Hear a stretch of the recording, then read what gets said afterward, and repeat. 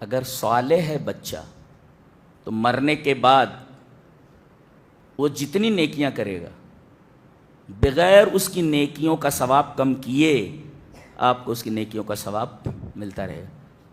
لوگ کہتے ہیں ابا کی طرف سے قربانی کر دی جائے, ابا کی طرف سے یہ کر دیا. ارے بھائی تو جو کچھ کرے گا سب باپ کو ملنے والا ہے. جی دلیل یہ حدیث پاک.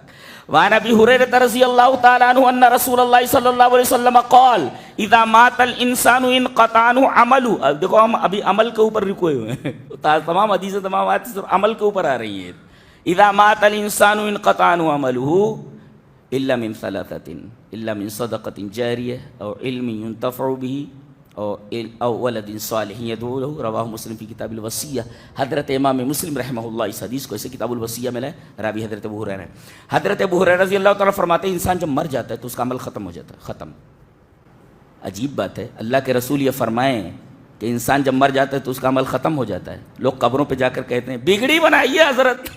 وہ کیا کر سکتے, اللہ کے رسول نے فرمایا اس کا عمل ختم ہو گیا. اس لیے کہ جب وہ کچھ کرے گا آپ کے لیے تو عمل ہو جائے گا نا, مرنے کے بعد کوئی عمل نہیں کر سکتا.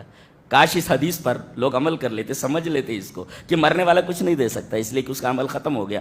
دے گا تو وہ دینا عمل ہو جائے گا نا.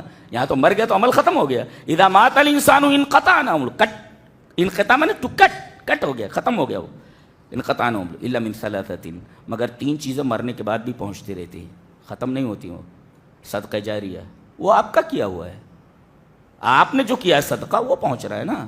مسجد آپ نے بنوا دی, اسی طریقے سے جو ہے مسجد میں کوشش کی آپ نے, اس طرح مدرسہ بنوا دیا, کوئی سرائے بنا دی, کوئی اور کام کر دیا, کوئی کنواں کھودوا دیا, صدقے جا, کوئی کتاب جو ہے اللہ کی کتاب, کوئی تفسیر کی کتاب ہے خرید کر کے بٹوا دی, کوئی چیز کروا دی. یہ سب ساری چیزیں ہیں. وہ ایک تفصیلی حدیث میں اس طرف جانا نہیں چاہتا, اس میں یہ بھی مصحفاً ورثہ, یعنی قرآن کو لے کر کے لوگوں کے درمیان بانٹ دینا, ایسے یہ بھی ہے.